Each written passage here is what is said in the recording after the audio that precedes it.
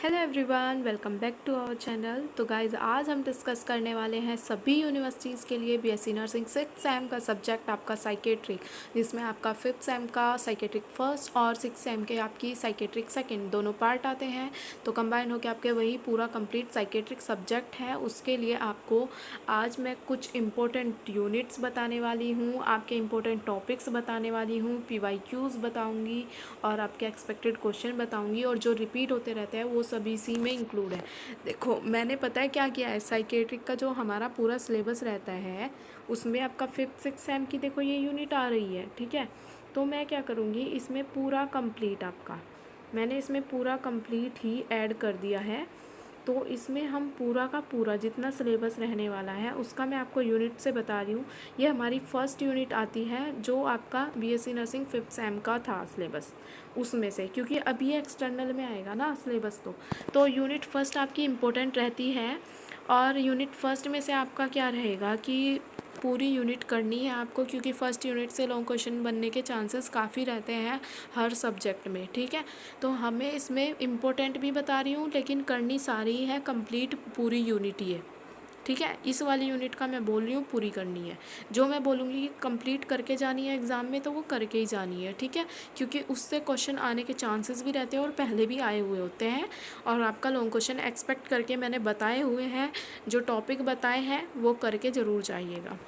तो चलिए, इंट्रोडक्शन जो हमारी यूनिट फर्स्ट आती है साइकेट्रिक में, उसमें हमारा इंपॉर्टेंट टॉपिक आता है मेंटल हेल्थ नर्सिंग की डेफिनेशन और आपके nature and scope of mental health nursing. फिर हाँ, एक आपका ये जो टॉपिक आया था इसमें जो 5 मार्क्स का एक टॉपिक दिया हुआ था एक यूनिवर्सिटी के एग्ज़ाम में, उसमें क्या बोला गया है कि role of nurse in managing violent client, ठीक है। ये आपका 5 मार्क्स में क्वेश्चन दिया हुआ है, सिलेबस में कहीं नहीं मेंशन है, ठीक है। मैं आपको एक चीज़ और बताना चाहूँगी, इसमें आपका कुछ चीज़ ना साइकेट्रिक में ऐसी है कि आपने मतलब आप रिलेट करते हुए उसको लिख तो दोगे लेकिन वो सिलेबस में नहीं है आपके, लेकिन वो आएंगी ज़रूर एग्ज़ाम में। जैसे आपकी थेरेपी है, थेरेपी के ही मैं बताऊँ, जैसे एनालिसिस कर रही थी तो उसमें क्या हुआ कि पेपर में तो दी हुई है अलग अलग थेरेपीज़, तो मैं देख रही थी कि सिलेबस में तो नहीं है लेकिन वो कंटेंट में मिली मुझे। और कंटेंट पता है कौन सी वाली बुक का, जो ये वाली बुक में दिखा रही हूँ ना, विज़न पब्लिकेशन का। बाकी तो देखो कोई सी भी बुक कर लेना, विज़न पब्लिकेशन बुक बेस्ट है। और मैं शॉर्ट नोट्स प्रोवाइड करा रही हूँ, उनसे करना, वन शॉट लेक्चर प्रोवाइड करा रही हूँ, उससे करना, ठीक है। तो फर्स्ट यूनिट का मैंने बता दिया। यूनिट सेकंड का आता है principles and concept of mental health nursing, ठीक है। अब हम आपको इसमें बताएंगे, इसमें आपका ये फर्स्ट इसमें आएगा डेफिनेशन करनी है मेंटल हेल्थ नर्सिंग की, वही आपकी फर्स्ट यूनिट में भी थी। और टर्मिनोलॉजीज़ का मैंने अलग से लेक्चर बनाया हुआ है, ठीक है। वो टर्मिनोलॉजी बिल्कुल भी नहीं छोड़ के जानी है, मैं सही बता रही हूँ। उससे क्वेश्चन आता है 2 मार्क्स में आ जाता है, या लॉन्ग क्वेश्चन में आपको दे दिया जाएगा एक पार्ट उसका, ठीक है। जैसे ABC करके 3 पार्ट में आता है ना लॉन्ग क्वेश्चन, तो इस तरीके से। फिर आपको क्या करना है, क्लासिफिकेशन ऑफ मेंटल डिसऑर्डर्स, जिसमें आपको ICD-10 आता था पहले सिलेबस में जो ईयरली था, ठीक। अब जो सेमेस्टर वाइज में है तो वो ICD-11 है, तो आप ICD-11 करना, लेकिन ICD-10 का ओवरव्यू लेके ज़रूर जाइएगा, क्योंकि कुछ भरोसा नहीं है एग्ज़ामिनर का, ठीक है। कि पहले तो था लेकिन अब भी नहीं है, क्योंकि था तो ये वाला टॉपिक भी नहीं, role of nurse in managing violent client, ठीक है। तो इस चीज़ को ध्यान रखना, जो चीज़ बोल रही हूँ उसको बहुत अच्छे से सुन लेना। और DSM-5 नेक्स्ट, इसमें principle of mental health nursing करके जाना है। फिर हमारी आती है थर्ड यूनिट, ठीक। थर्ड यूनिट में क्या करना है, mental status examination, mini mental status examination. और हाँ देखो, ये सभी बताते हैं कि हमारे ये क्वेश्चंस में मेंटल स्टेटस एग्जामिनेशन और mini mental status examination important है। मैं मानती हूँ इम्पोर्टेंट है भाई ये, ठीक है। ये इतनी बार रिपीट हो चुका, तो अब की बार मुझे जो चांसेस लग रहे हैं ना, ठीक है, ये वालों में से तो आ ही आ सकता है। लेकिन न्यूरोलॉजिकल एग्जामिनेशन ज़रूर पढ़ के जाना, कुछ भरोसा नहीं है, एग्जामिनर इसे भी दे सकता है अब की बार, ठीक। फिर आता है थेरेप्यूटिक कम्युनिकेशन। तो therapeutic communication and nurse patient relationship आपकी 4th यूनिट आती है। इसके अंदर हमारा क्या है, कम्युनिकेशन है ना। कम्युनिकेशन जो टॉपिक है ये हर सब्जेक्ट में घूमता फिरता आ ही रहा है, ठीक है। तो इसको बिल्कुल भी छोड़ के मत जाना, ये वाला टॉपिक करना ही करना है सभी ने, ठीक। और इसमें भी क्या करोगे, बैरियर्स, टाइप, डेफिनेशन, इसकी टेक्निक्स, कैरेक्टरिस्टिक्स, ये सारी चीज़ें आ जाएगी। और इसमें हाँ, जैसे थेराप्यूटिक दे रखा है तो इसमें थेराप्यूटिक नर्स पेशेंट रिलेशनशिप करके जाना, और रिव्यू दे रखा है इसमें टेक्निक क्या है आईपीआर की। और हाँ, जोहारी विंडो, ये पहले ईयरली में बहुत ज़्यादा इम्पोर्टेंट क्वेश्चन आता था, तो यहाँ पे भी ये इम्पोर्टेंट ही है, ठीक है। इनको मत छोड़ के जाना, जो क्वेश्चंस मैं बता रही हूँ, इनके टॉपिक्स बता रही हूँ मैं आपको यहाँ पे, तो इन पे क्वेश्चन बनते ही बनते हैं, ठीक है। तो जो यूनिट में क्वेश्चन बता के चलना है मुझे, तो मैं वो चीज़ बता ही रही हूँ आपको। कोई वे कहीं ना कहीं पीवाईक्यू में आए हुए हैं, या एक्सपेक्टेड है, या इम्पोर्टेंट है, या रिपीटेड है, ठीक है, वही मार्क किए हुए हैं मैंने सिलेबस में।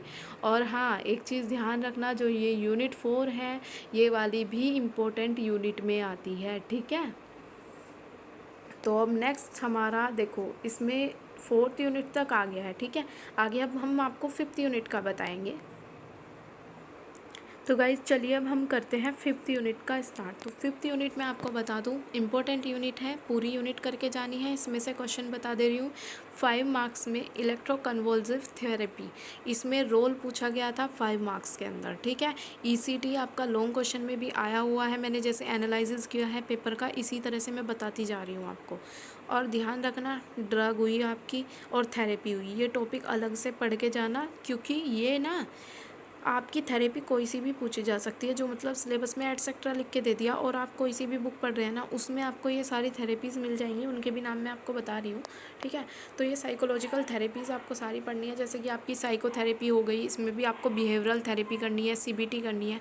और हाँ, इसमें क्या क्या आता है, psycho analytical therapy of fluid जो दी थी फ्लूइड ने, वो वाली करनी है, फ्लडिंग थेरेपी करनी है, डाइसल्फिराम थेरेपी करनी है। और डाइसल्फिराम थेरेपी में पता है क्या आया है, 5 मार्क्स का क्वेश्चन, ठीक है।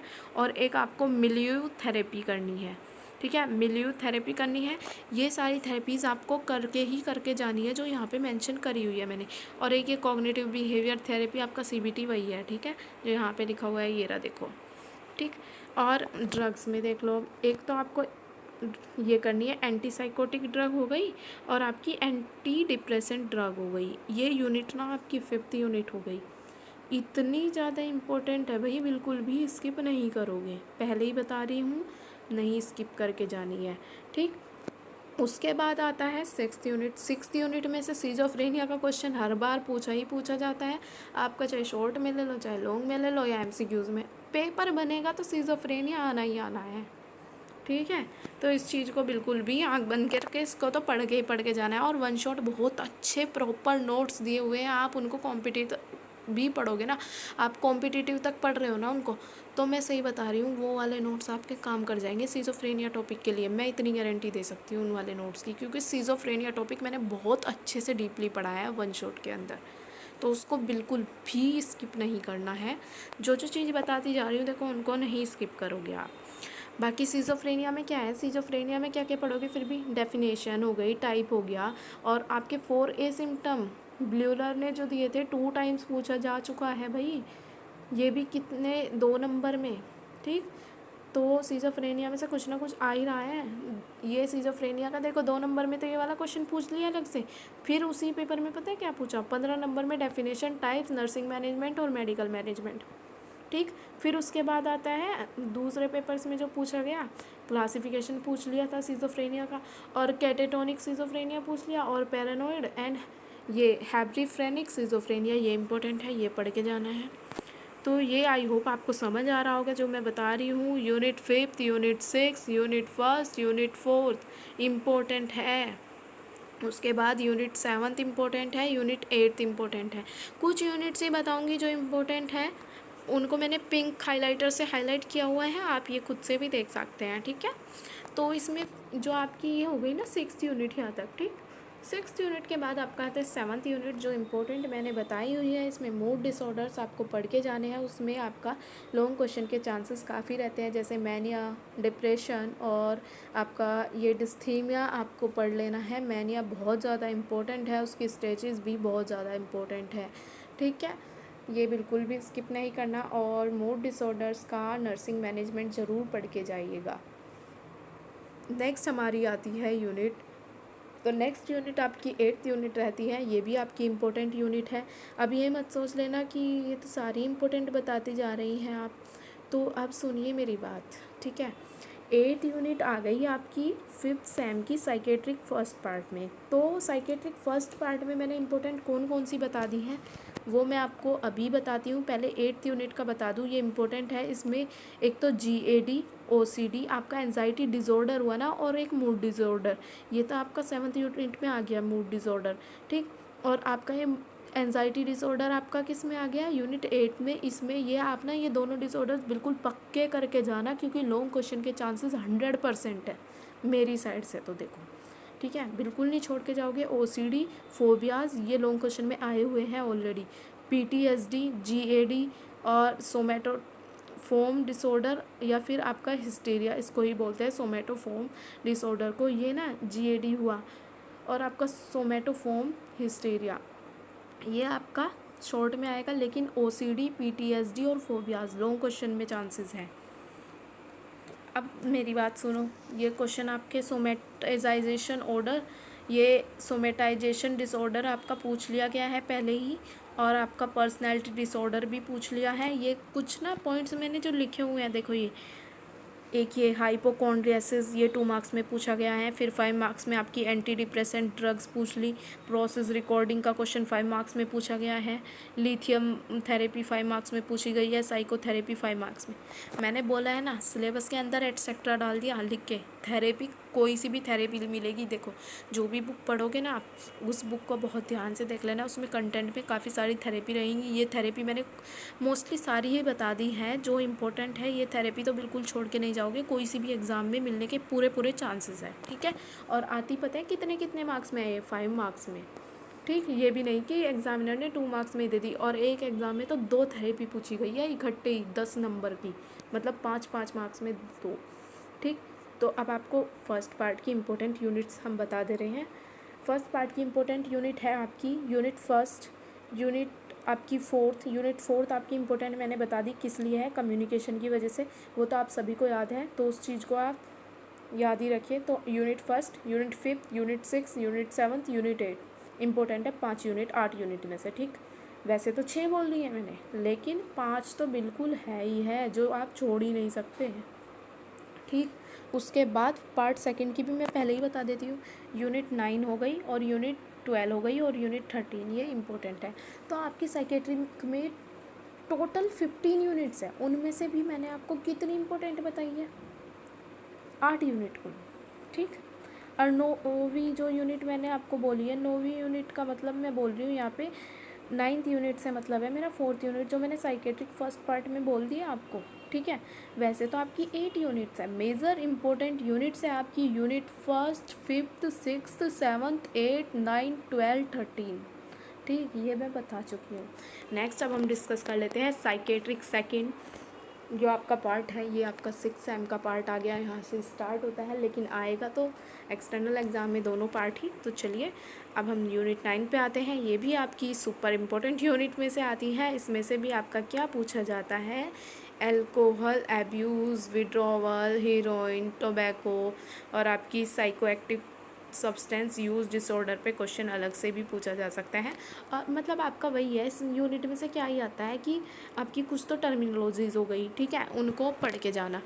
बाकी और क्या पढ़ोगे टर्मिनोलॉजीज़ में, ये अल्कोहल वगैरह ये सारी आएंगी, इसमें हीरोइन ये सब चीज़, टोबैको ये सब आना है।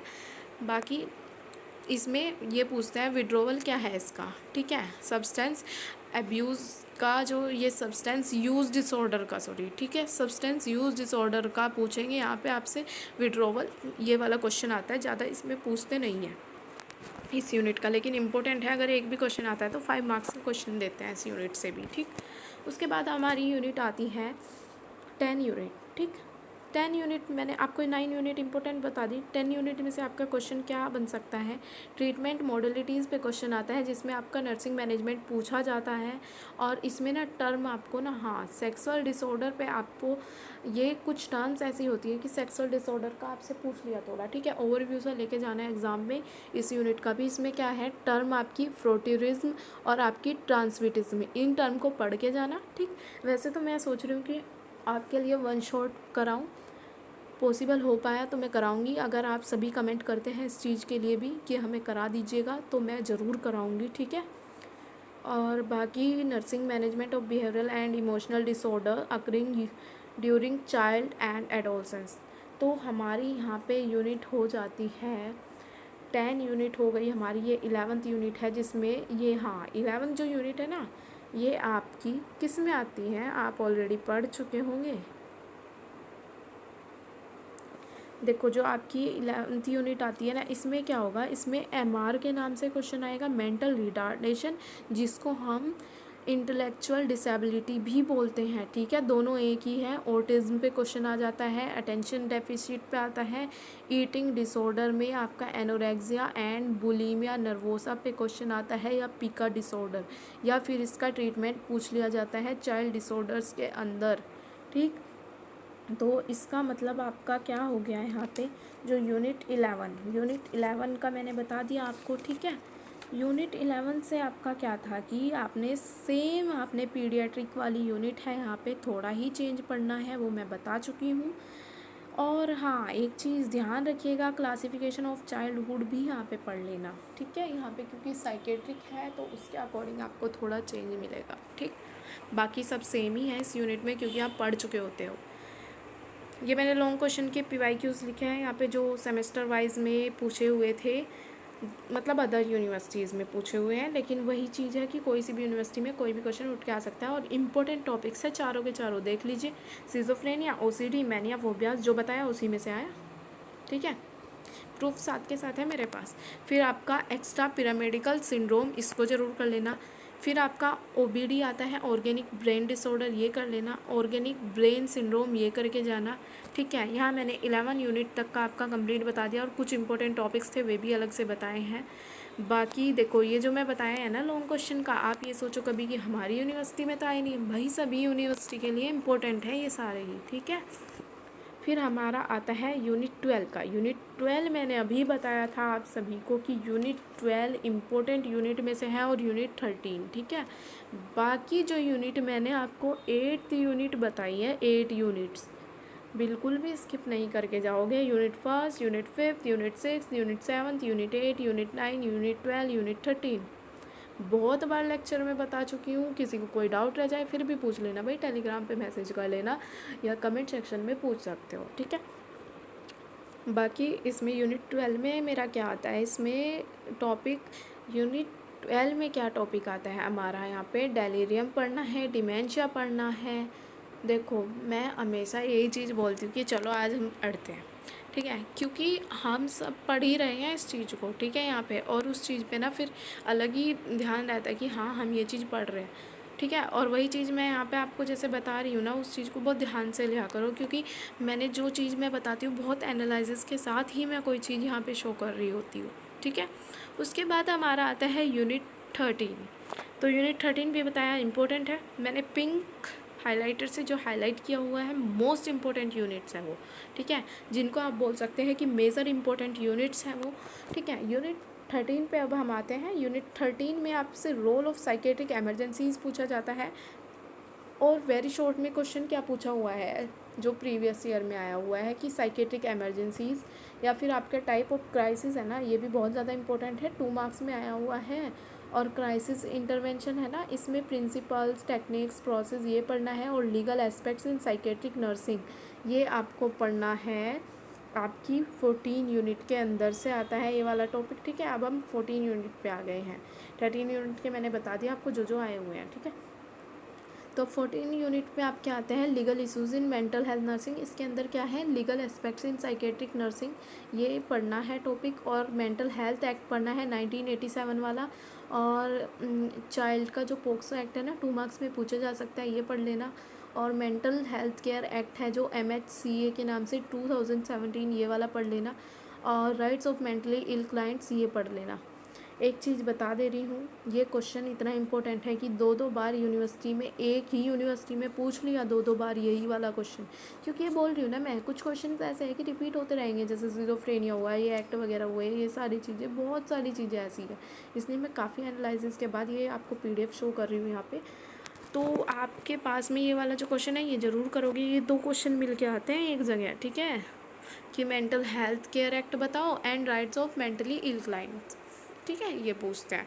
फिर या तो पूछते हैं legal aspects applied in mental health settings, ये पूछ लेते हैं। या फिर पूछते हैं कि टाइप्स ऑफ एडमिशन एज पर NHCA 2017। ठीक है, ये इस तरह से पूछा गया है यहाँ पे 2 मार्क्स में।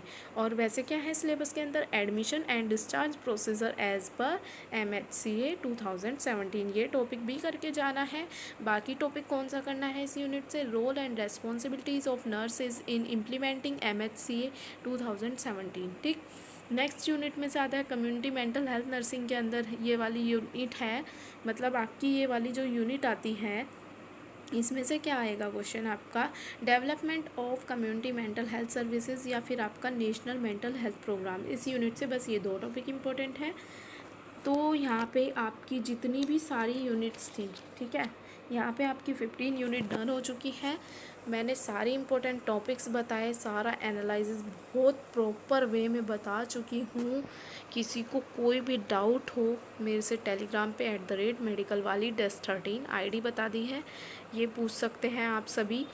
और वीडियो अच्छी लगे तो गाइज़ लाइक कर दिया करो। और देखो हम सभी आप सभी के लिए इतनी ज़्यादा मेहनत करते हैं तो चैनल को शेयर भी कर दिया कीजिए और अपनी फ्रेंड्स की भी हेल्प हो जाए आपकी। ये नहीं है कि हाँ बस मैं अपना अपना करूँगा या करूँगी, ठीक है, ये चीज़ नहीं रखा करो माइंड में भाई। अपना भी अच्छा हो जाएगा अगर आप दूसरों का अच्छा कर रहे हो ना, तो अपना भी अच्छा होगा, दूसरों का भी अच्छा करो, ठीक है। ये नहीं कि बिल्कुल सेल्फिश बन जाओ, ठीक है। या तो मैं भी सोच के बैठ जाऊँ अगर तुम लोग मेरे नोट्स मांगते हो, अरे मेरे नोट्स है मैं क्यों शेयर करूँ, ठीक है, वो चीज़ नहीं करनी है। तो अपने फ्रेंड्स के साथ भी शेयर कर दिया करो और चैनल को सब्सक्राइब कर देना for upcoming videos. Thanks for watching.